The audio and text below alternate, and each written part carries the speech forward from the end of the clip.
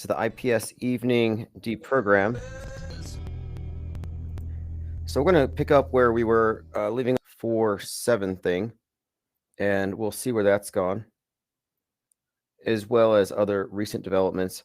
But first, let me go ahead and open up phones in case anybody has anything to add. I'm testing out a few things here.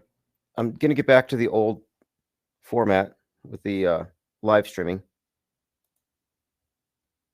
Probably the next couple of days. I've been using ChatGPT to give me some tips on how to optimize the streaming service here. And I think I've made some progress, but we'll see.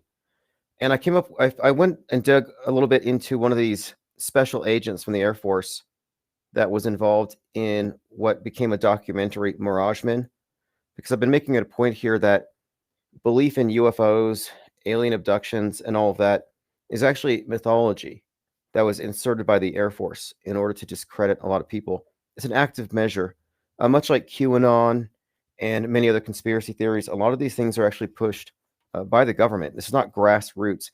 Conspiracy theories, as far as these big communities, are not truly grassroots.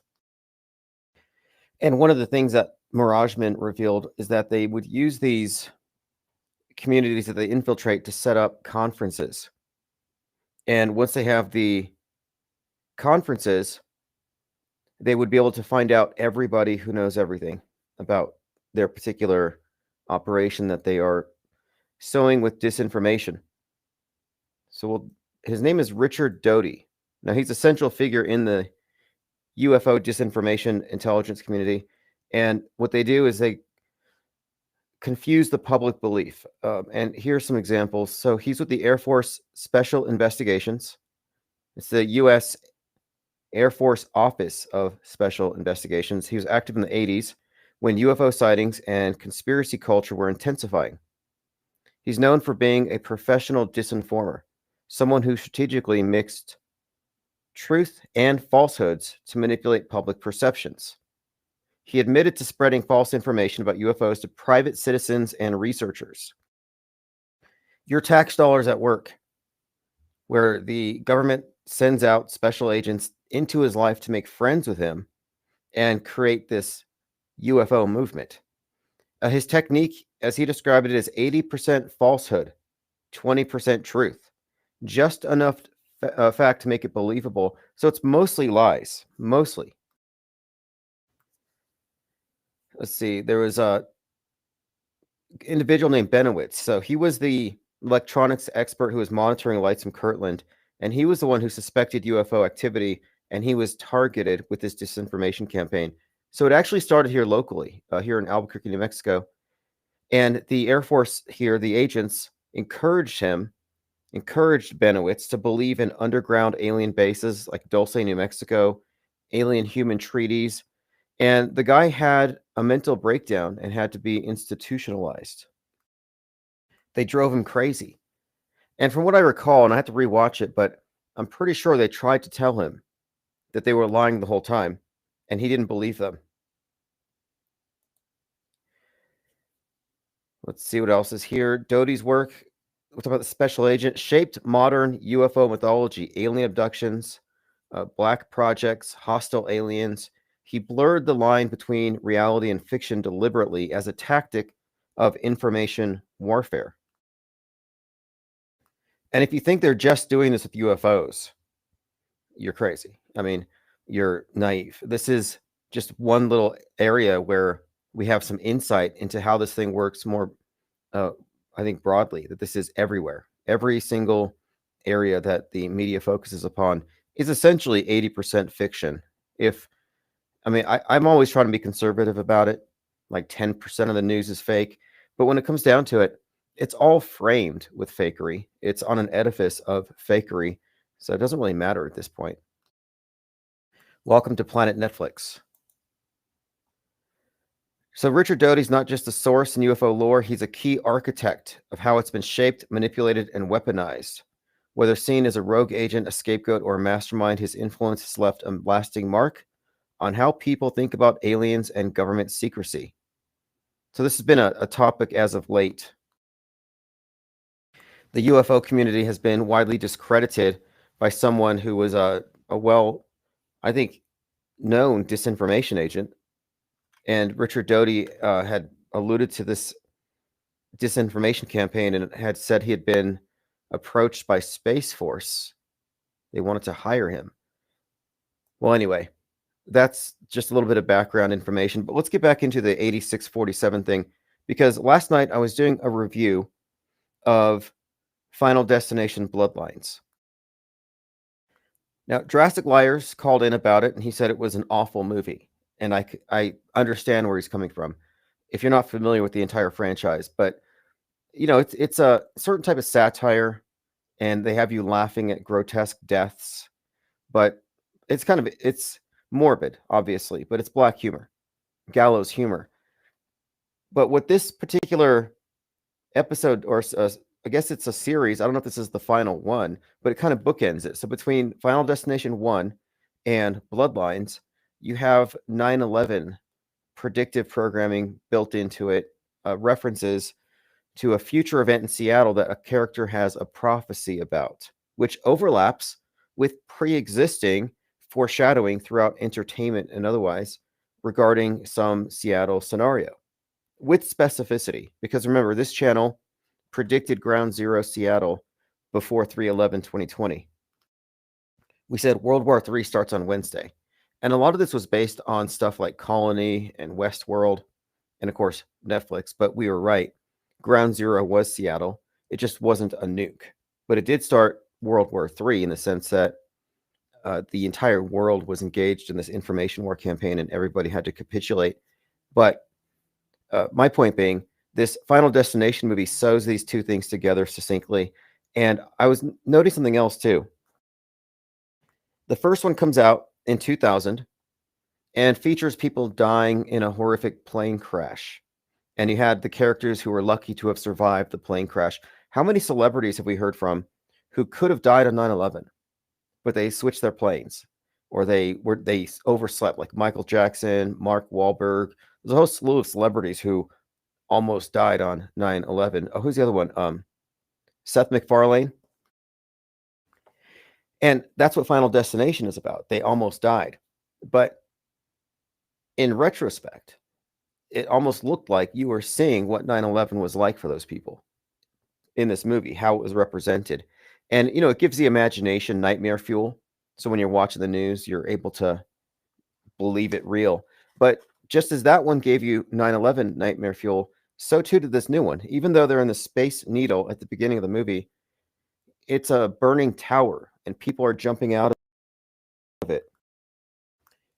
Reminiscent of what would have been experienced from the tower perspective. So I'm just saying, the movie was very 9/11-y. But one of the points that I emphasized was that the destruction of the tower in the movie is triggered by a penny that falls into some machinery and just chain of events, an unfortunate sequence of events. But even in the trailer, it focuses on the penny, which, of course, Abraham Lincoln. And the symbol of Lincoln would pertain to Civil War, slavery, and Daniel Penny, race war, class war. So the penny is kind of a significant symbol in all of this. And just a couple days ago, Trump was criticized for having these massive murals or banners of his face and Abraham Lincoln draped across various government buildings. So you've got this Lincoln Trump kind of a juxtaposition. And remember, there's a ton of overlapping between the stories of Lincoln's assassination and JFK's. JFK gets shot in a Ford Lincoln. Lincoln dies in a Ford Theater. All kinds of interesting little word plays, but these things overlap. And we've seen some of this. We're seeing it now, I think, with Trump and Lincoln. Now, what even further underscores this, as I said, hey, look, we got this Lincoln thing with the Space Needle, and you can't really separate the scenario of the Trump assassination attempt from the destruction of Seattle. These are things that have been built up in the body of foreshadowing predictive media for years. So it's interesting that, of all things, yesterday, what's being considered a credible threat against the president popped up from the former FBI director, James Comey, who was walking down a beach and he saw shells that had 8, 6, 4, 7, as in 8647. And this post has been taken seriously as a threat, and others have kind of mocked it. And there's this particular individual, Ed Krasenstein, I had pointed out last night, and he'd been visited by the Secret Service. So it's being taken seriously within the media ecosystem, which means that we now have on the world stage foreshadowing and talk of another attempt on Trump, concurrent with this Seattle, or rather the Space Needle destruction imagery. Let me go ahead and bring up my minds.com/infinite plane society. It's where you can follow my notes. Okay, here we go. So this is from multiple sources familiar to colleague, myself, and former director James Comey. Secret Service went to where he's at about his deleted 8647 Seashell post. He was not arrested, but it was a standard interview where he was allowed to explain himself, no details yet. And that was this morning. Here's Ed Krasenstein. I literally had the Secret Service at my house more in a minute. He's not using Grammarly.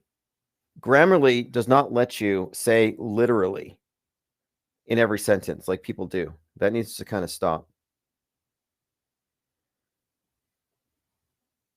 Let's get the rest. Okay, now Trump commented on it. So Trump commented on FBI Director James Comey's 8647 Instagram. He said he knew exactly what he meant. A child knows what that means. This meant assassination. Donald Trump called him dirty, and people have brought up various reasons why there might be some kind of animosity there. But they did get Trump's comment on it, and he's just passing it on to others. Again, Don Trump Jr. said, James Comey casually calling for my dad to be murdered. Now, but this is the part that I wasn't expecting. So last night, I don't know who started this, but Kim Shady posted this. From September the 11th, and this is another 9/11 connection here to this conversation involving this head wound in Seattle destruction scenario. From September the 11th, 2001 to yesterday, May 15th, 2025, when this 8647 controversy kicked off, 8,647 days have elapsed. So that was actually 8647 days ago that 9/11 happened. So now you have a lot of people who noted this message, seeing this other layer to it. So there's a 9/11 tie-in. So somebody thought, how many days has it been since September the 11th? 8,647. So is that a coincidence? Is this scripting? Is this some kind of a psyop? Here is Trump and Lincoln. U.S. government buildings now appear to be putting up giant banners of Trump's face, echoing authoritarian dictatorships. So this is the recent development, 8647. And we'll probably get more into that. I came across a few other interesting things. Joe Rogan had a Harvard professor, Rebecca Lamoff, on his show, and she's an expert in mind control and emotional manipulation. And she talked about an experiment that Facebook conducted back in 2012, and it involved what they called achieving a mass emotional contagion at scale. And this is 2012, years ago. And I have some more audio from this, which I'll play, but it just kind of got me thinking about the court papers that revealed that Netflix purchased everybody's Facebook DMs. It's like they're really getting under the hood here. Let me go through your comments. Diana South is joined, Frank Murr, Roxy W. Clockwork 113. Observing Reality says, I haven't seen the new one, but I've enjoyed the Final Destination movies I've seen. Well, it's doing very well, despite the fact that Jurassic Liars didn't like it. And I admit it's probably terrible. I'm not judging the artistic merit. I'm just looking at it from its propaganda value, but it looks like it's going to be a huge hit. It's already achieved some milestones. And Sinners, another movie that has figured prominently in the psyop arena. These movies back up the psyops, but Sinners has set some very significant records for horror movies. Observing Reality says, I saw an old map today of Memphis where Elvis and MLK Jr. died, and there is a giant kraken-looking sea monster in the Mississippi River.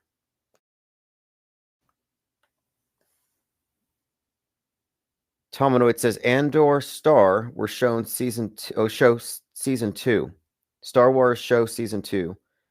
Mon Mothma warned about the death of truth is the ultimate victory of evil.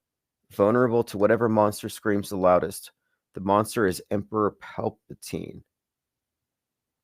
I haven't kept up with the Star Wars series, but it is part of introducing the public to this nascentology. I mean, space is whatever you think of space, real, fake, do we actually go there? As a construct, it's a modern iteration of the old paradises and heavens of the religions of the past. Only all of the other religions and their heavens and paradises fall underneath this umbrella, because this is a heaven that atheists believe in. It's a form of utopianism. And from the very beginning of the space program, and I need to do an article on these Russian rocket pioneers, just how they conceptualize space in almost a religious way. Okay, let's move on. I'll get to Trump's comments. You can listen to what he had to say. Now, this is something else too. Did Trump discontinue the penny? Skydog6033 said, don't forget, Trump discontinued the production of pennies by executive order. So I looked into that, and he announced last February, 2025, that he directed the U.S. Treasury to halt the production of pennies because of the high cost. And he said, let's eliminate waste from our nation's budget, even if it's just a penny at a time. So eliminating the penny, again, we're just noting conspicuous examples of this particular symbol and what it implies. And we can't understate the significance of these little props. I mean, 9/11 and the $20 bill, pretty well known. You fold it up. The $100 bill, you fold it up to get the Space Needle with the EMP blast above it. Right. Oh, Rico Sauce says, I think the Alec Baldwin movie Rust is available on demand. Excellent. We're going to have to watch that. That's a very anticipated film around here. We studied the Rust movie set, PSYOP, the fake shooting of Helena Hutchins, the connections between Helena Hutchins, the Hunt for Red October, and therefore Alec Baldwin. And of course, Baldwin's significance being a twin of Trump, shooting Julian Sousa? Julian, let me get his name. The director the guy that shot, the one who survived. Alec Baldwin shot.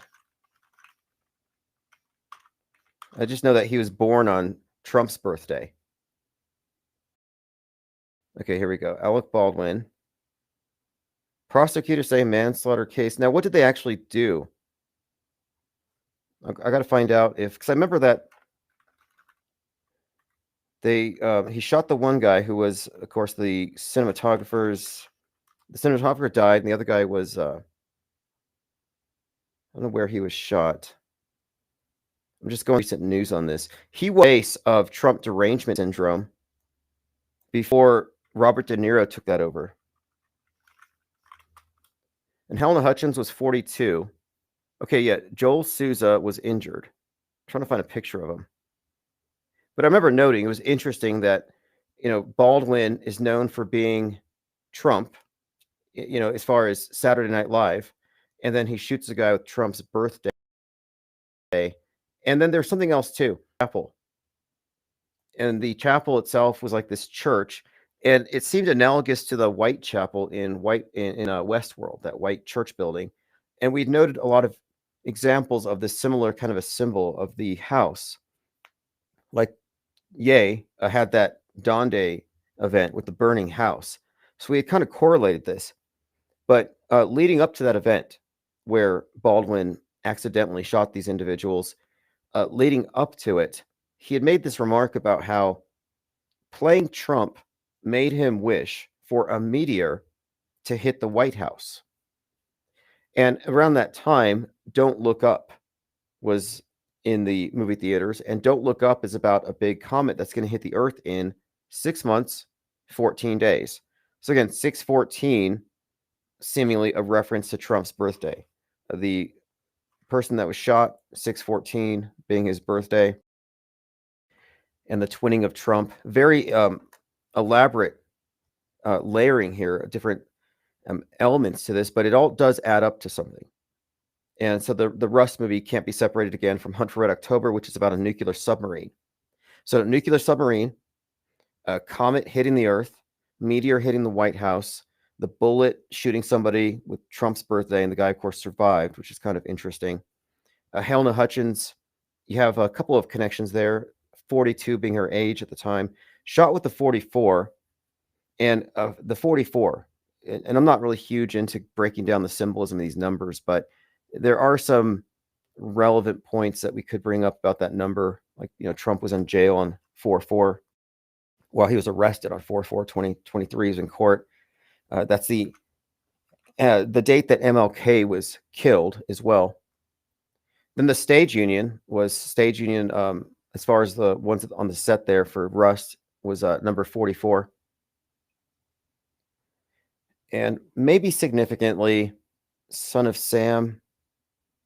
Is it, let me see if I can. I don't want to go too deep into this yet. I know there was also a connection with the Crow Salvation somebody had brought up here.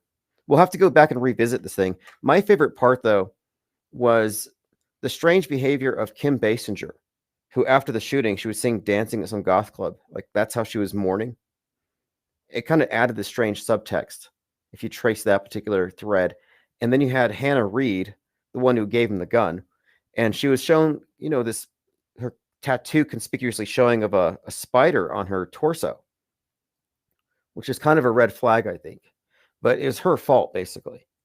But after the movie was shot, they were taking down the set, and one of the crew had been bitten by a spider, and the reports were that they were almost going to have to amputate his arm.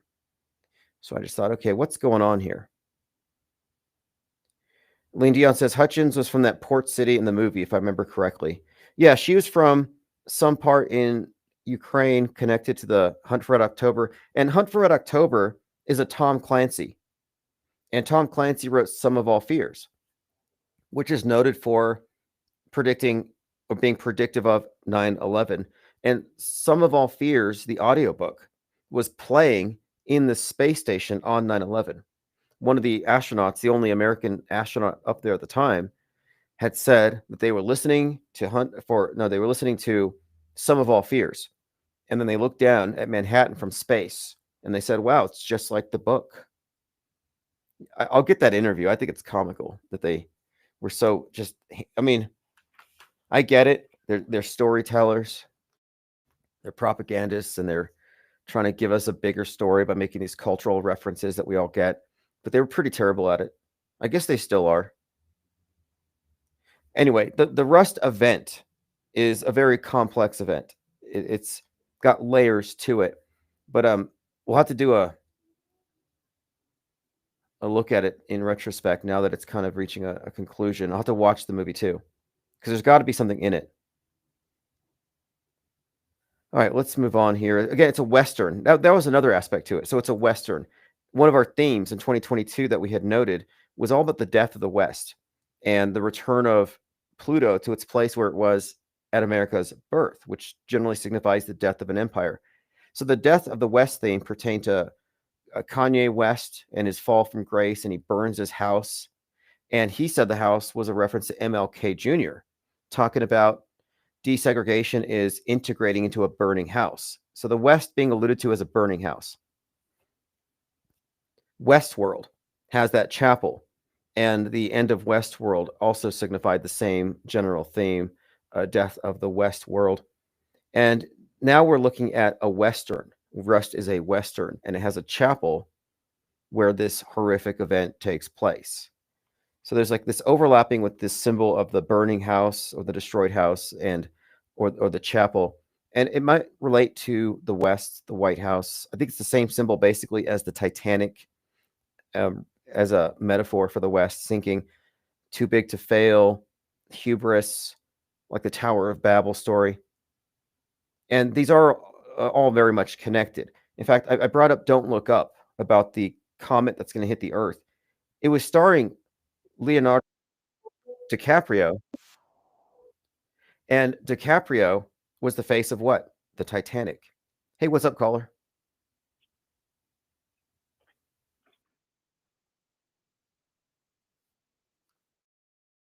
Okay, what's up, Jurassic? Let me go ahead and make sure people can hear you. In the chat, let me know. Oh, by the way, I might have to bring up your window really quick. Give me a second. So while I got you on the phone, I was scrolling through Twitter today, and I saw some Twitter feed, a pretty big account, and he was sharing the number 8647 and some breakdowns on it. And I was like, I read handwriting, and it was a screen capture from your video breaking down the significance of the 8647. And from that, he had derived, or you had derived, 84, as well as 611. So, care to explain? Wow, there's so much. It's very hard to, like, I could just throw out numbers at you. Is that what you're saying you want me to do? No, but really quick here, the 8647 thing.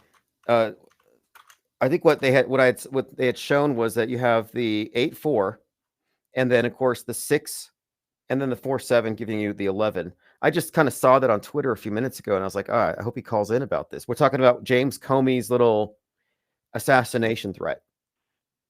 Right. Actually, what I was telling them was that the 8, if you look at the picture, I don't know if the 8 looks like an S. Yes, that was the other different part of it. color. Yes, the 8 on the shells. Yeah. It doesn't cross like a regular 8. It looks like an S. Yeah, and the S is the 19th letter of the alphabet. So the fact that it's separate color, so that's the 8 looks like an S. S is 19, so you get 19, and then the other 3 numbers are together. It's signifying 647, like 647. So 647 plus 19 makes 666. Okay.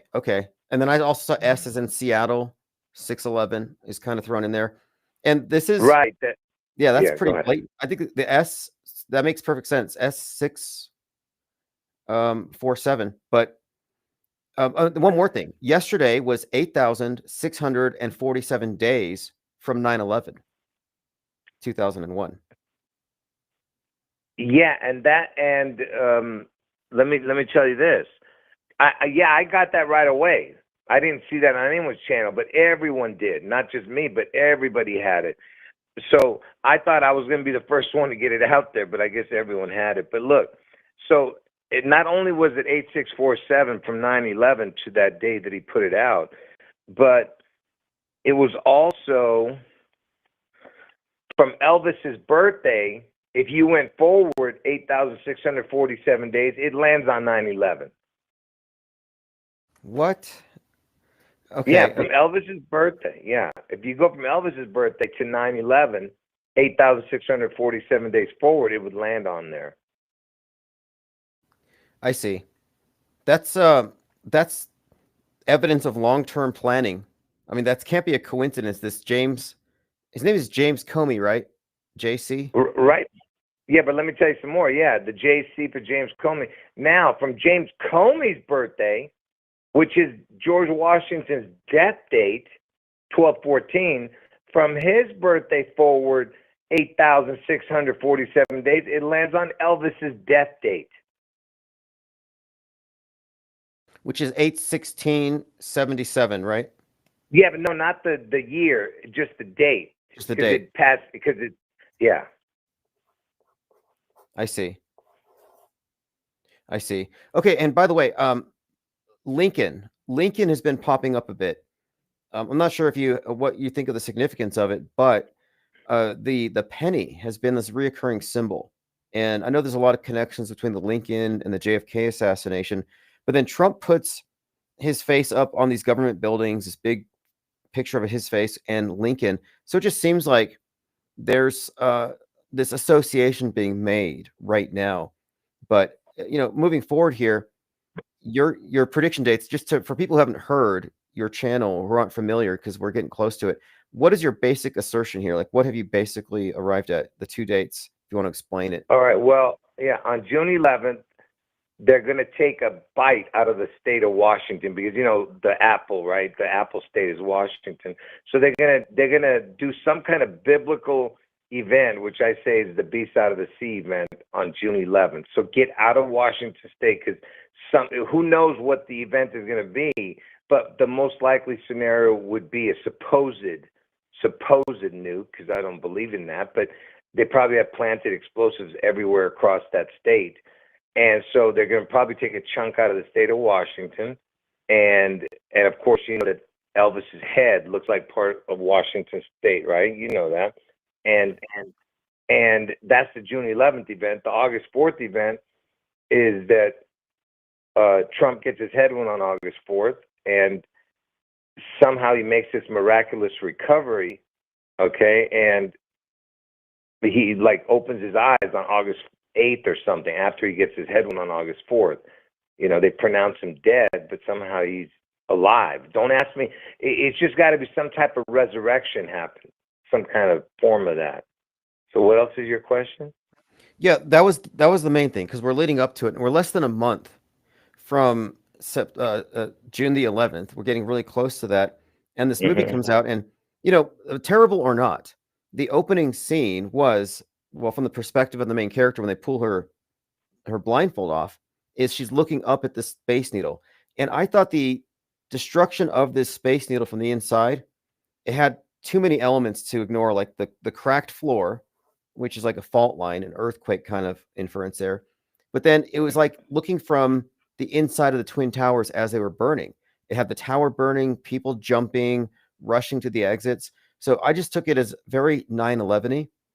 And in that sense, it was connecting 9/11 and Seattle and the Space Needle. Yeah, and I was listening to you, I think yesterday, and you were doing the review of it, and you were mentioning how it's kind of like they were on a ship or something. They were sinking into the water, like, you know what I mean, the Titanic or something. Yeah, I looked. Yeah, because the floor tilts, and at one scene before the piano falls, there's wine bottles rolling across the floor, and that's how they know it's tipping. And that's something that happens in the Titanic, where stuff. So I'm like, okay, Titanic, Twin Towers, just these different elements were just combined in that particular scene. And the and then one of the other characters in it, the annoying guy with all the piercings, he was from the Netflix show called The 100. And in the show The 100, the season finale of the first season aired on 6/11. And in that episode, the big space station thing explodes. And at the same time, they show a Tower of Babel in one of the paintings in this scene. But I looked up that particular episode because it was episode 1, we're at the 13th, season 1, so 113. But it actually aired on 6/11.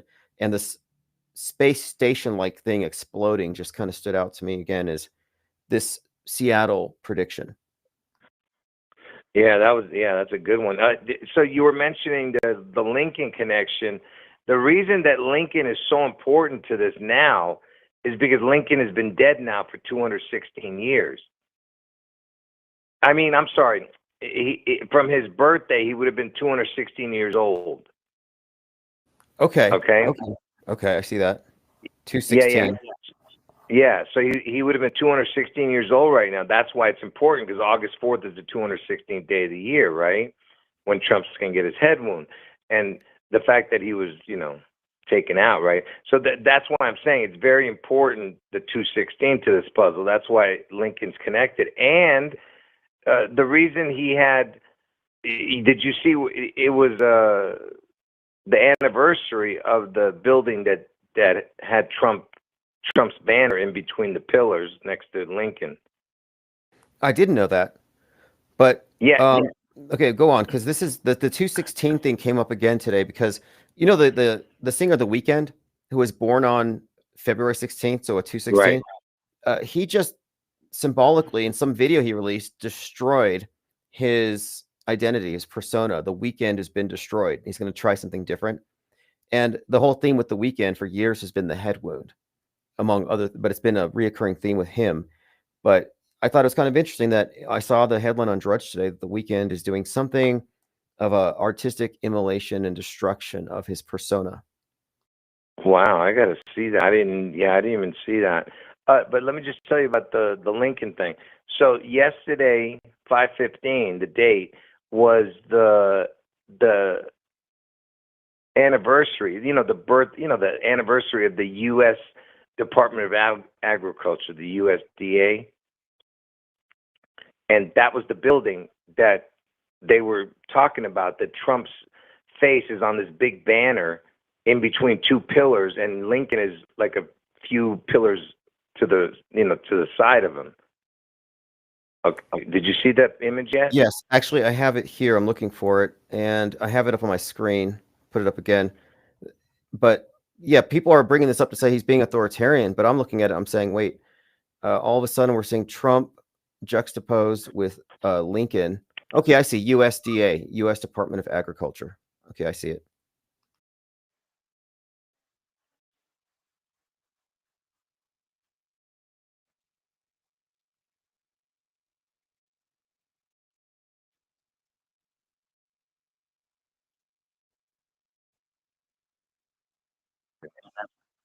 $45 first.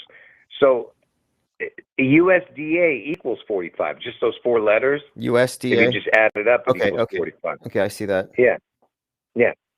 And interestingly, if you put the word "of," because it's Department of Agriculture, it's DOA, dead on arrival. Interesting. You get what I'm saying Yes. with that? Yeah. And from the birth of the Department of Agriculture, who Lincoln was the one who created it, from the birth of the Department of Agriculture, the first time back in 1862 on 5/15, to Trump's birthday is 84 years and 30 days. So it's got the 8-4 connection too, you know. Yeah, I was thinking about the 8-4 connection because this is a reoccurring thing, 4-8, 8-4, but Trump goes back to Butler 84 days after the event. I mean, it's just pretty, at this point, it's, I'm not gonna say it's redundant, but it's like, it's been emphasized repeatedly that this is a very specific code. And was it Brady, the guy that was shot by Hinckley? John Hinckley Jr. shoots Brady. Brady dies 33 years later. Didn't he die on 8-4 of his head wound? Yeah, and the guy who shot him was on the backwards birthday, 5/29, right? He was born, Hinckley. Yeah, that's right. Hinckley. The backwards birthday. So he was born on JFK's birthday, which is the backward date. Reverse. If you count back. Yeah. Okay, so basically you count back from, is it the end of the year, 216 days? No, the reverse date means, whatever day you pick, whatever amount of days is left in the year, that's its reverse date. So May 29th, which is JFK's birthday, is the 149th day of the year, which leaves 216 days in the year. The 216th day of the year is August 4th. So, yeah, JFK, the guy who got the head wound, his birthday is the reverse date of August 4th is when Trump gets his head wound. You see how it's perfect, connected? Yeah, absolutely. And you know, this is a fascinating thing, like this birthday thing. I'm always finding how consistent it is. So I was looking at the Mario Brothers movie where King Koopa is based on Donald Trump. And in this capacity, the Twin Towers are called the Koopa Towers, and they disintegrate. Well, he's played by Dennis Hopper. So thinking, okay, Dennis Hopper, you have DH, like, 4-8. But I'm like, there's got to be something. I look at his death date, and his death date is May 29th. So anyway, my point is that a guy that plays Trump in this predictive programming role has JFK's birthday as his death date. But then Mark Ruffalo, who plays a Trump-like character in that movie that just came out, Mickey 17, his birthday is 11/22. So again, just reoccurring theme here with these actors and their birth dates, and the dates are the key here. Yep, absolutely, man. Absolutely. It's like I said, it's too much, man. They are for sure plotting something here. There's no way that these are. Look, you know how we watch other YouTubers? They always do every video is a connection about some death, you know, and they add up the numbers and cipher. You know, it's always connecting. You get what I'm saying? Yeah, they have some tools to make it connect. They kind of force the puzzle pieces at times. Right. Yeah, and this isn't that. What we're showing is not what it's way beyond what those guys are showing. You know, we are showing actual rituals, not by numbers even. It's much more than just numbers, you know. Yeah. Well, it also looks to me like you have people who are born, or rather their backstories, given birth dates, but their entire persona, their entire world stage character is almost like a comic book character, totally fictional, but they're just encoded. And it's a interesting phenomenon, but it's observable, it's repeatable. And the Weeknd, for example, you know, the significance of this particular actor is not just that he portrays himself weirdly with the head wound, but the 216 is tied into it. And throughout the way that he's represented in media, like the name Abel sounds like Abe Lincoln, or Cain and Abel. So it's just got this head wound scenario built into it. And then he was in this music video where he puts a gun to his head in front of an audience, and it looks like a Kubrick Eyes Wide Shut scene. He pulls the trigger, and it's a fake gun, and everybody cheers and laughs and applauses. You know, gives them applause for basically a fake shot to his own head. So a lot of the subtext and the story that's built up is told through these other characters, and the Weeknd is just bizarre. But I saw this article today and brought up just because like this is consistent. Yeah. Can I give the whole spiel on the Weeknd? Yeah, please do. Yeah. Okay. The reason he's so important is, first of all, he's born the year Elvis turned 55, which is Satan. Satan equals 55, and that was the year that the Super Bowl was the Satan numbers.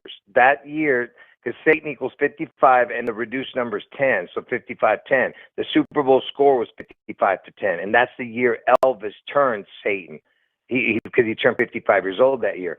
So, and he's born on 2/16. What's his name? The Weeknd that year. Okay, and then is it just a coincidence that he played? He was the halftime show at the 55th Super Bowl. You know, and he was wearing a head wound as the Antichrist. You know what I mean?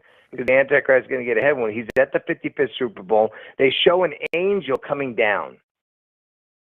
I don't know if you saw that at the Super Bowl. Did anyone see that, where they were showing this angel flying in front of him? No. When he first was singing at the halftime show. I did see it, and I'll have to rewatch it now that I think about it. But there were some elements there, the red and the black and all these clones of himself. But now that I think about it, I recall there was the angel descending. Yeah. Anyway, so he's at the 55th Super Bowl. He was the year Elvis turned 55 is when he was born. Okay, so he's at the 55th Super Bowl. He's wearing this stupid head wound thing, and the first time that they saw him wearing the head wound, wearing the bandages in public, was at the AMA Awards, American Music Awards, and the date was 11/22. Okay. The very first time he ever wore it was on JFK's. That was grotesque. Okay, go ahead. So wait, so people don't remember, if you don't recall, the picture of the Weeknd, he's holding this black award. It's like a black pyramidal or obelisk thing. He's holding this award, and he's got the head wound, and that was on JFK's head wound day, 11/22. And I just looked it up today, and it says here he has spoken about retiring the Weeknd. So he's retiring the persona, but he said that this is going to be a rebirth for him. Wow, that's it right there. See, and it was the 48th Grammys. The 48th American Music Awards. 8-4 backwards numbers again. You see what I mean? The 8-4. But it was 11/22, JFK's death date, that he wore it out in public for the first time. That bandages was at the American Music Awards. He's at the 55th Super Bowl, and who was 55 during 9/11? Trump. Okay, and who was 55 when Trump became? Who was 55 when Trump became president? Barack. Everything has to have a connection. You get what I'm saying? So Barack was 55 when when Trump was elected and became president, and that was of course 2016, which is the 216 again when he got elected, right? And that's August 4th, 216. But anyway, so he's wearing the bandages, and he's born on 216. 216 is 1 month, 16 days into the year. There's your 611, and it's 47th day of the year. So you have the 47, the 611 connection because it's 1 month, 16 days, and you have the 216 for August 4th. And the 47 is Trump's 47 because it's 47 days. Trump's the 47th president, and Elvis has been dead 47 years. You see how it's all connected? Yeah, absolutely. And so we got the weekend, Super Bowl 55, halftime show performance, but he's associated with the Super Bowl now. And at the Super Bowl where I think it was number 47, where you had Taylor Swift, you had the quarterback of the 49ers, Brock Purdy, in the news because he was compared to Lee Harvey Oswald. And I thought, that's really strange. Why are they comparing this guy to Lee Harvey Oswald? He seemed not to know what to do with it, but that can't be a coincidence. So he's the quarterback, and his initials are BP, which is, of course, 216. And I noticed the same thing in the Fallout movie, where you have that little Trump figurine with the bloody head wound, the blood spot on it. And the person who orchestrated that massacre was the Betty Pearson. So the BP. But the Lee Harvey Oswald, Butler. And Butler, Pennsylvania. Yeah, exactly. BP. Yeah. Butler, Pennsylvania. Right. Yeah, it's all connected, man. Listen. That's what I mean. This is the difference between other people when they're just showing people getting ritually sacrificed or something. They show all these different numbers that connect to people that have there's no connection, there's no source for why would they take them out type of thing. Do you get what I'm saying? Just somebody, random guy gets killed or dies. I'm not saying that they don't ritually do it, but I'm saying there's no, what's the word? There's no foundation for why they would do it. That's all I'm saying. Even though it's a possibility that they're doing it ritually, I'm not saying they're not. Well, you've called out some code, like the Sun Code. And so we have this recent story with this Rodney Hinton Jr. runs over a cop in retaliation for his son being killed. And the cop's name is Henderson. And the big story is he was retired after 33 years. And then his birthday is 6/11. So 6/11/33, that sounds familiar. Oh yeah, Trump was shot 6/11, 33 seconds. McVeigh killed 6/11 at the age of 33. It's very consistent, but they're all callbacks to other events. It's very integrated here. And everything you're bringing up, it's a consistent body of symbolism and archetypes and images. Yeah, and just real quick, let me go back to that 8647. So just let me say this first. From Elvis's birthday, because he had an identical twin that died at birth, and the word twin equals 66. Okay, so from Elvis's birthday to the day the Twin Towers fell was 66 years, 8 months, 4 days. And 8/4 is when Trump gets his head wound. So 66 years, 8 months, 4 days. The Twin Towers falls after Elvis's birth, and twin equals 66, right? So the reason I'm bringing that up is because if you go from Elvis's birthday, the day he's born, you go forward to 8,647 days, it lands on 9/11, okay? And from that date, where it lands on 9/11, the 8,647 days on 9/11, I believe 1958, from that date to yesterday's date is 66 years, 8 months, 4 days. Do you get it? Yes. It's the exact same amount. Just from Elvis's birthday to 9/11 was 66 years, 8 months, 4 days. Fascinating. Do you get what I'm saying? Yeah. And I'm looking in the chat to see if anybody has any questions on this. That's why they did it. That's why they did that. That's what I'm saying. This whole thing was for Elvis ritual. I got it. This 8,646 days from 9/11, poised as a assassination at Trump and getting mainstream coverage. That's also kind of new here. That this story, this threat has gone mainstream, and after it's gone mainstream, the number of days between that and 9/11 has kind of gone out there, and people are like looking at this as, this is very peculiar. Yeah, and did you know that he had a son, that Comey dude? He had a son that was born on August 4th who died 10 days later. Oh, that's crazy. Check it out. Is James, what's his name? James Comey. I'm gonna look this up here. His son. Check this out. James Comey. Stanley Kubrick died 666 days before the first day of 2001. And that's just notable because, of course, his whole film, Space Odyssey, 2001. So it's kind of interesting that the timing of his date just happens to fit that. But I was thinking that movie that we were referencing, Final Destination Bloodline, the Space Needle scene is set in 1968. And 1968 is where they begin the construction on the North Tower, which was hit 33 years later. But again, that movie ties together 1968 with 9/11, just like by setting that particular scene in 1968. So that is another, I think, connection here between these two events that they're making. And ultimately it's about the prophecy of the Space Needle's destruction, which hasn't happened yet. Right. And Elvis's comeback special was in 1968 too.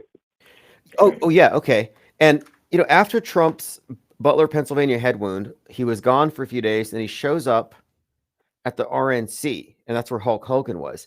And when he shows up, the floor is polished like a mirror, and you can see him. And behind him, it has the name Trump, but the font is like a bunch of light bulbs, like from Vegas, and it looks just like the Elvis comeback font. And I put these two together, and I'll share it again here soon. But they framed Trump making his comeback as Elvis's comeback. Not a coincidence. Yeah, and they showed the White House that looked like Elvis's house. Remember? I was playing that, yeah. Oh, yes, that's right. That's right. And Hulk Hogan gave that speech there. And the Hulk Hogan thing is just interesting in itself because the H88, but Hulk Hogan speaking there. And then you have in the new Captain America, the president becomes the Red Hulk. And in the trailer that came out the day before Butler, Pennsylvania, came out on 7/12/2024. That's when the trailer came out, and Harrison Ford's character gets shot at in a theater and has to duck the assassin's bullet. So the president gets shot at and ducks beneath the podium, just like in real life the next day. But later he becomes the Red Hulk. So I'm like, wait, Hulk Hogan, what's going on here? Red Hulk. And then Mark Ruffalo, who plays a Trump character in Mickey 17 that also has a bullet grazing his head, very Trump-like character. He's the other Hulk. So I don't know the significance of it, but we have various associations of the Hulk with Trump for some reason. Yeah. Can I ask you a question about the Final Destination thing? Don't give away anything because some people want to see it. I just want to know, did you not think that the end was not the end?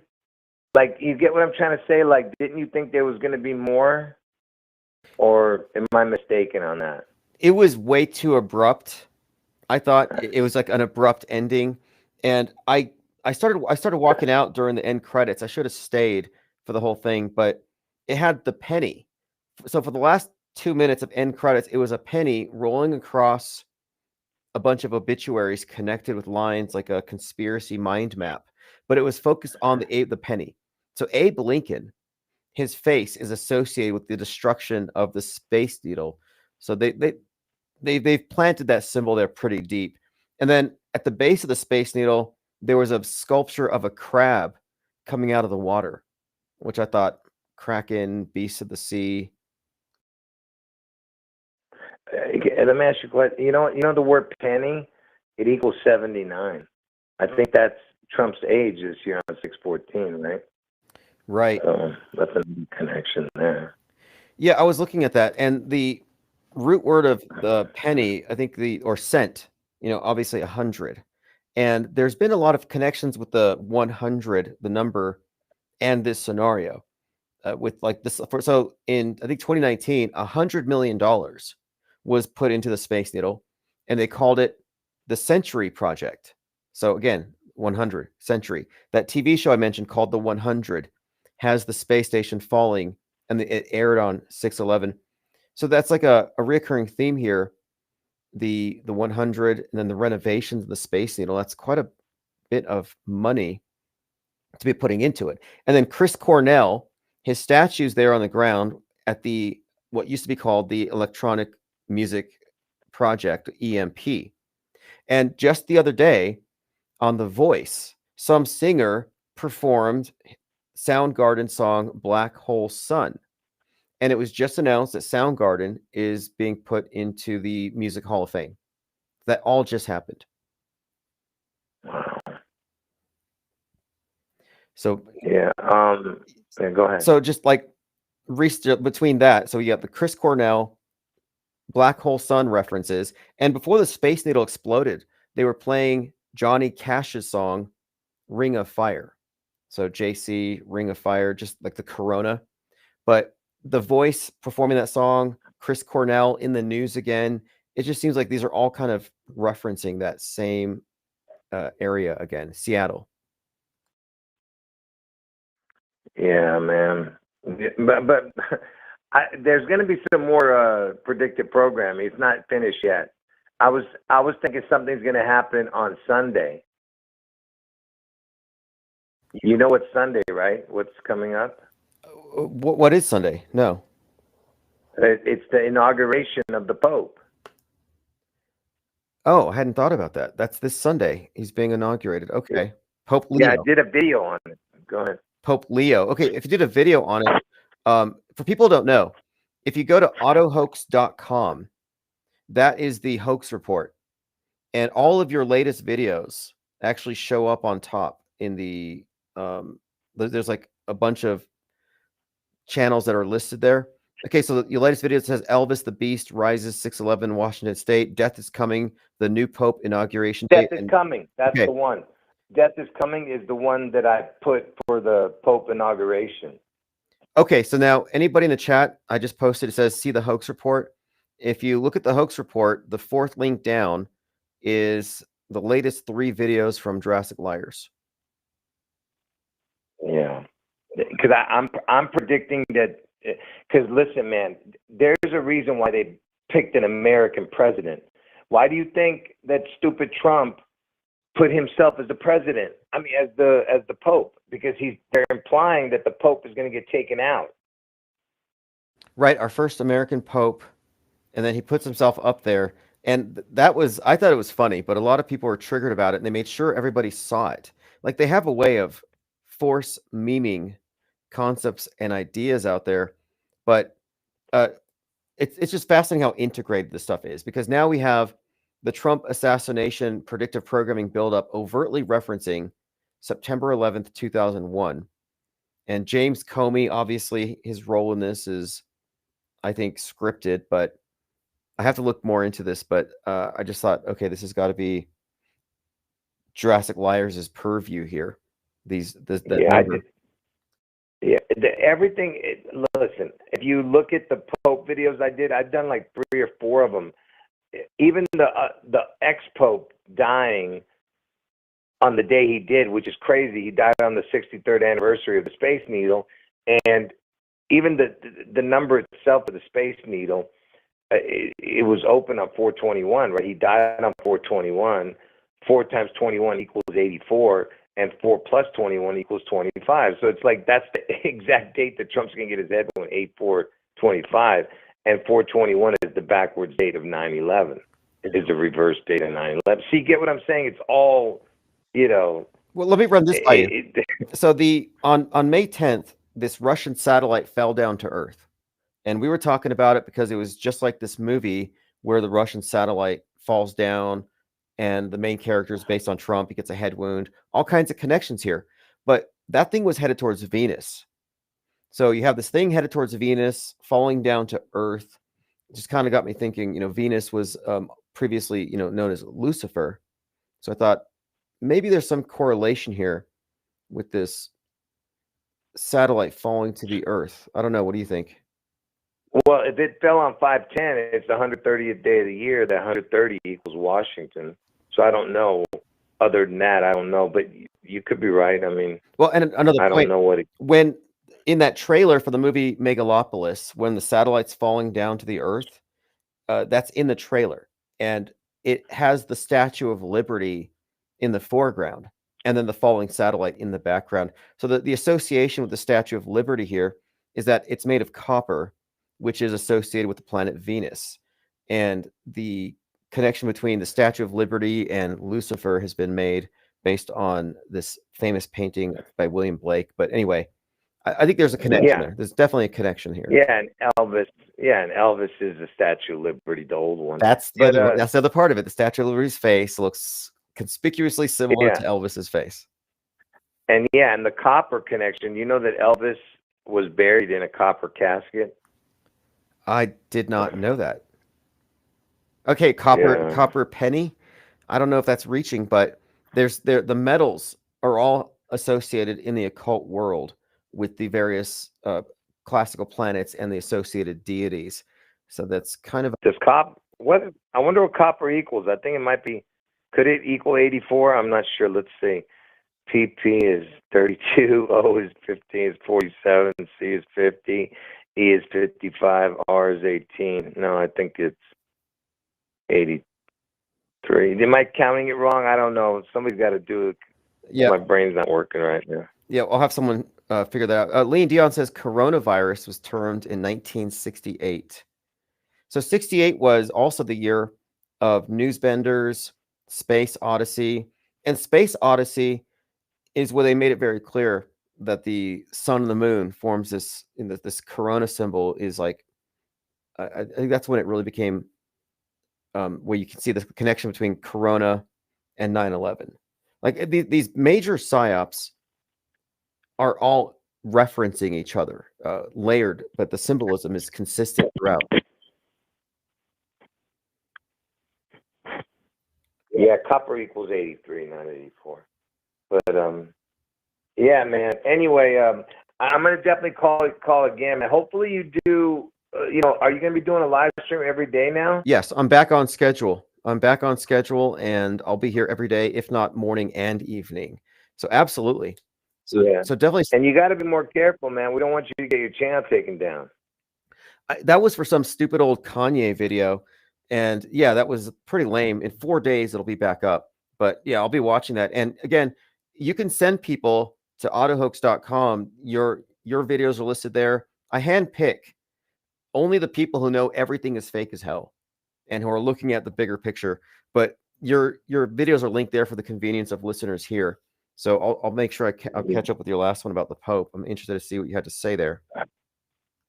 Yeah. But that video is just talking about his inauguration. But if you look at my other videos about the Pope, I show all the connections of how he's connected to all of this, But yeah, definitely, man. I'll talk to you later. Appreciate it. Appreciate your viewers, man. Awesome. Thank you for the call. Have a great evening. All right. Take care. All right, everyone. That is Jurassic Liars. And again, for your convenience, his channel is listed at the Hoax Report, which I haven't promoted that much lately, but I will. It automatically gets promoted in the chat. So if you don't know what it's for, the Hoax Report is sort of like the Drudge Report, but for the off-world stage. We're not promoting anybody who hasn't figured it out. So it's just a hub. You can actually find a link at the Hoax Report for fakeologists, audio streams. I've got various forums linked there. And if you think I need to add anybody, if I've missed any channel that you think should be listed on the Hoax Report, just let me know. It's just advertisement, and it gets a lot of organic traffic. autohoax.com, but it's the hoax report. And at the bottom of that page, you can find a lot of the PSYOP trading cards, which, by the way, I want to say thanks to everyone who pre-ordered. It is 100%. We've already met the goal. The PSYOP trading cards, and I'm working on one right now with Gage Grossarm in Kenosha. It's going to go into print in less than a week. The first set of 12 cards are going to go out to those who have pre-ordered, and there'll be many more sets available after, and I'm going to just basically roll this over and order the next set of 12. So eventually we'll have full decks. I'm also going to obtain the wrappers that you put the cards in. You know, you buy the cards and it's got the sticker or the dry, you know, the bubble gum, whatever, but I'm not going to put that in there, but definitely the sticker thing for sure. But the PSYOP trading cards are going to be printed every couple of weeks. I'm working with ChatGPT to find the best way to, you know, serialize these, but they're standard 2.5 by 3.5, two-sided rounded corners. They will include the protective sleeves, and I'll be distributing these through multiple platforms, and there will also be an opportunity for affiliates. So if you want to promote these cards and somebody buys it from your link through Gumroad, you will be getting a commission on sales. And I think these could go viral in Trutherville, and it will cure them of so many misconceptions, because every one of these cards is not conspiratainment.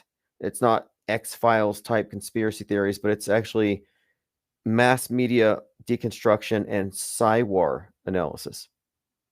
Lean Dion says, Trump earshot with ketchup card. Yes, that has to happen. I'm still consistently finding examples of people on Twitter who are like, that's fake, but they really killed the fireman and they really killed the shooter. Jamarin May says, you're going to copyright these cards? Yeah, we're going to do copyright and trademark. Although technically, once they're in commerce internationally and you've emphasized your brand and you've made a distinct brand, you can claim a level of copyright protection, but we're going to want the full trademark and copyrights, obviously. So that will be in the works. But I found the printers and everything else, so it's going to happen. I was just needing a minimum of 10 pre-orders, and we've met that. So here's the thing that we were talking about. The 8647 written in shells, but the 8 looks like an S. Now, obviously, these things aren't insignificant. Trump had the 47 on the side of his head. Actually, it was 4547 when he was shot. And you add those, you get 9/11. And of course, on 9/11, George Bush is in a classroom and a Secret Service agent is whispering into his ear.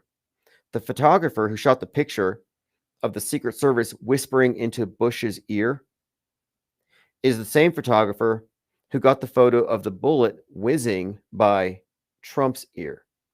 So you could find these connections between various operatives working multiple gigs.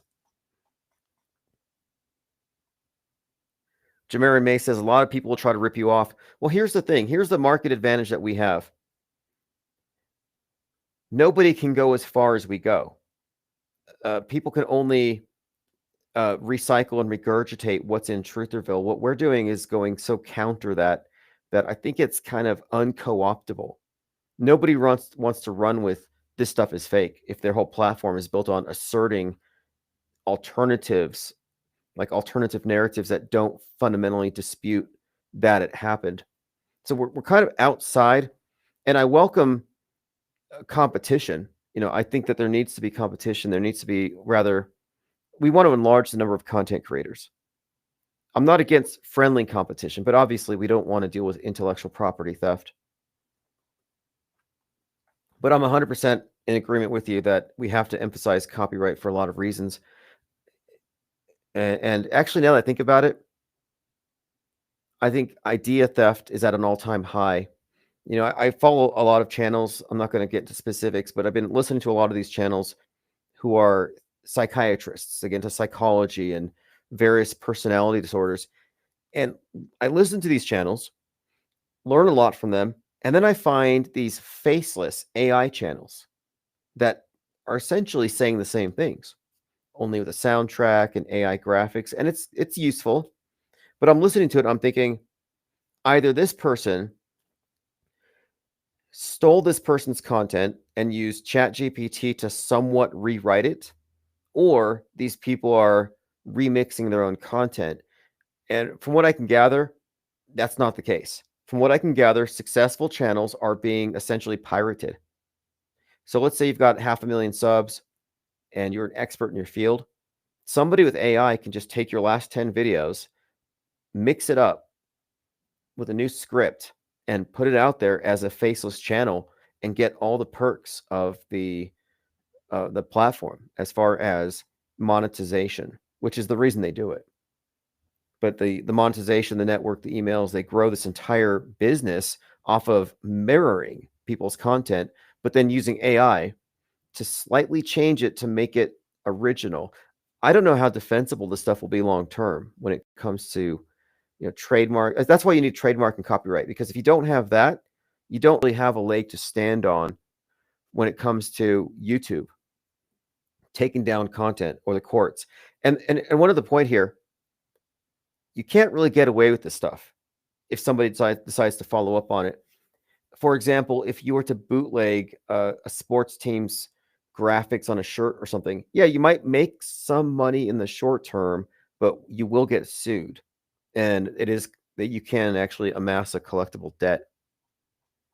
So I would just advise against content theft, even if it looks easy. Another somewhat related scandal, I've been looking into this today, I just saw a few articles on it, is how people are using artificial intelligence on their resumes in order to get jobs they're not qualified for. And it's creating a bit of a problem because people are basically embellishing and not correcting the embellishments. I'm not sure what the long-term effects are, but it's tantamount to fraud. But everyone's like, well, everyone else is doing it. And in a way, I understand that rationale. Jamarin May says, reminds me of Tom Hanks' code with the bottle cap. Oh, Tom Hanks, 6 weeks before the death of Isaac Cappy, puts a bottle cap on the ground next to a piece of roadkill and a glove on Route 66. And he's like, that can't be roadkill. Just some bizarre Instagram post. And people said, it's 42 days before Isaac Cappy dies. So you have the cap, you have the glove thrown down because Cap had just accused Tom Hanks of being a baby eater, an adrenochrome junkie, one of those Satanists. So you have this ominous Instagram post of a piece of roadkill next to a cap and a glove. What makes it, I think, almost certain that this was foreshadowing is that Isaac Cappy was, in fact, roadkill. He was thrown off a bridge on Route 66. Not sure who did it. They claim that 2 people tried to stop him from jumping, but whatever the case, he landed on Route 66 and then he was hit by a truck. So some have said that this was a hit by Tom Hanks on Isaac Cappy, who is something of a Hollywood whistleblower, making these wild accusations about people in Hollywood parties. Although I don't know how credible he is. Supposedly he strangled Paris Hilton at a party. All right, let's move on. I double checked with Grok and confirmed it was exactly 8,647 days from 9/11. So this is James Comey's excuse. His excuse was, I think he didn't know, and nobody buys that. Nobody buys that somebody who was in that particular capacity wouldn't have known.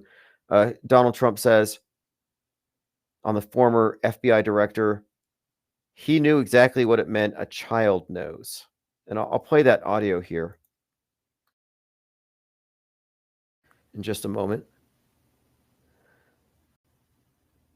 Now, pilotless decoys the Indian Air Force used to deceive Pakistani Air Force into thinking they were engaged in the largest air battle since World War II The IAF used pilotless target aircrafts to mimic MiG-29 fighter jets to lure Pakistani air defense. Someone's contrasting this with the dummy tanks. There's dummy everything. Bases, boats, planes, rocket launchers. I think there's a dummy nuke missile, space weapon floating around above our heads right now. Oh, last week we were talking about deep underground Mars bases and Hyperloop. Well, look at this. An abandoned mine became a Korean moon lab. Now, has Korea even been to the moon yet? But they have a mine shaft. This former mine shaft has become a research facility for extracting lunar resources. You know, in that series Colony, the aliens take humans to the moon and put them to work. But in Korea, an abandoned mine has reopened its doors, not for miners, but for scientists. This is the Korea Institute of Geoscience and Mineral Resources. Using a mine shaft, the plan involves transforming the site into a large-scale complex for space technologies. Well, this is probably how they're going to fake the different bases we go to anyway, because you can't exist on the surface. You'll need to be underground while they terraform. Dr. Kim stressed that the cost effectiveness was, if we didn't have a site like this, we would have to build a dedicated facility. Because the essential structures are in place, this could be adapted with minimal modification. So you've got a moon base in Korea, an abandoned mine. And this reminds me of that story that was on InfoWars about the children being kidnapped and sent to Mars to work as slaves. It sounds to me like they were hyperlooped to some mine, probably China. I mean, I'm not really sure where Mars is. I'm still kind of debating. All right, here is Trump talking about James Comey. And I think what we can gather here is that Comey does not really have plausible deniability. His best defense is what he's dumb. He didn't know. Like, I find that to be implausible. But here is President Trump saying a child knew what that meant. It meant assassination. That's what that meant. If you're the FBI director and you don't know what that meant assassination. And it said it loud and clear. Now, he wasn't very competent, but he was competent enough to know what that meant. And he did it for a reason, and he was hit so hard. Because people like me, and they like what's happening with our country. So he goes on, but here's a raw, unfiltered news says, FBI yet doesn't know what 86 means. We know he does. Just look at the post. I have the video. I knew he would take it down. Let's see what else we have here.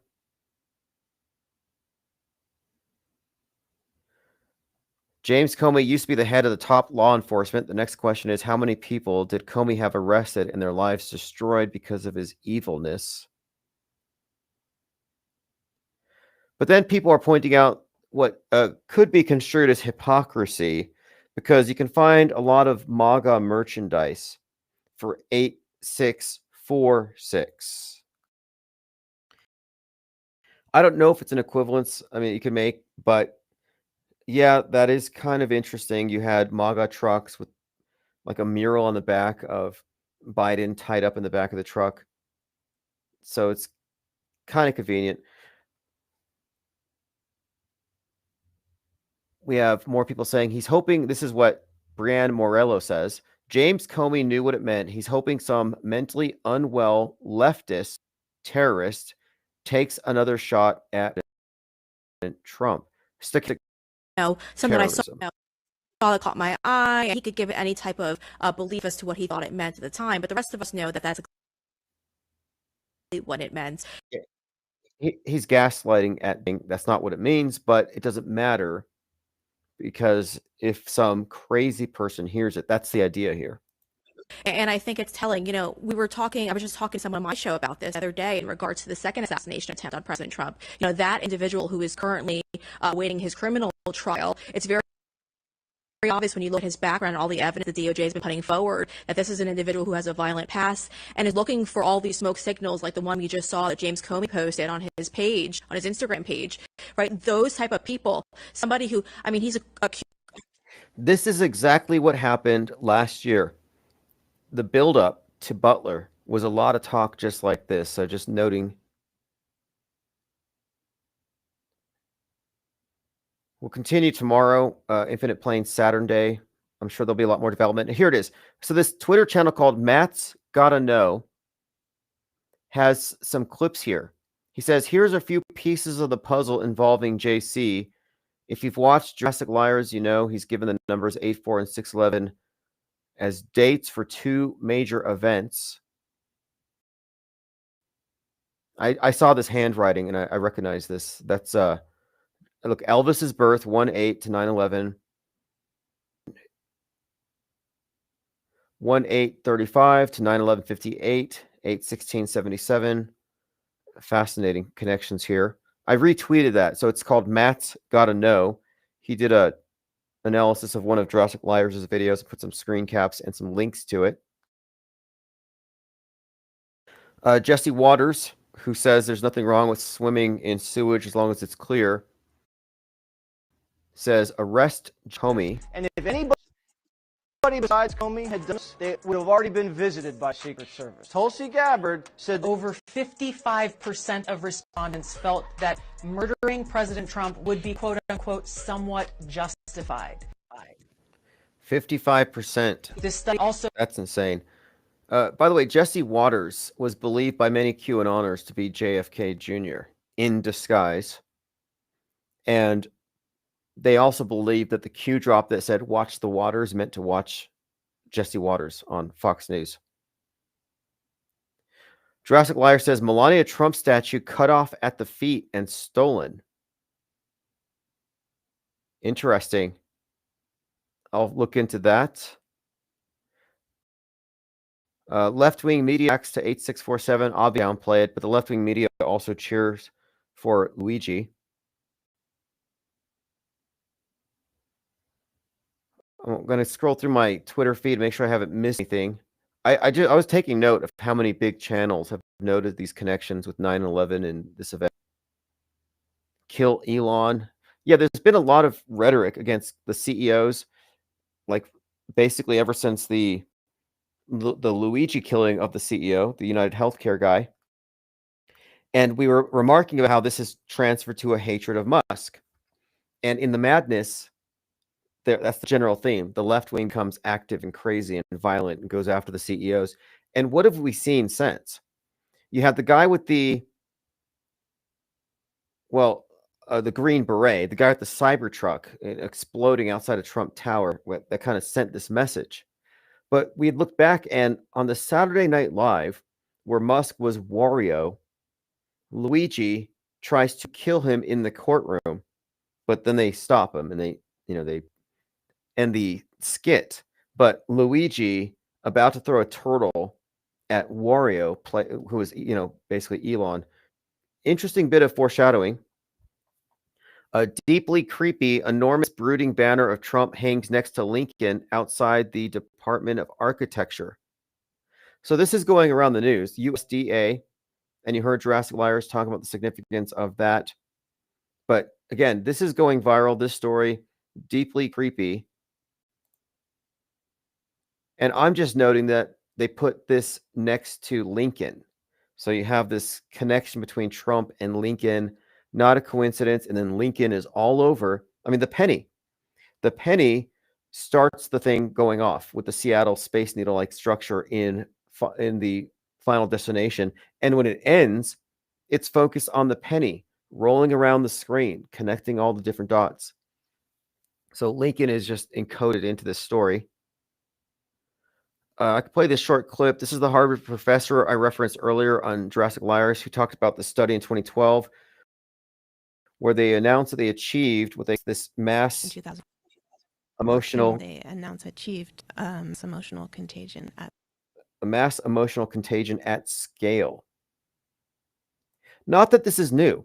I mean, War of the Worlds, H.G. Wells, they have been running psyops forever. This isn't new, but it's admitted, so it's worth listening to.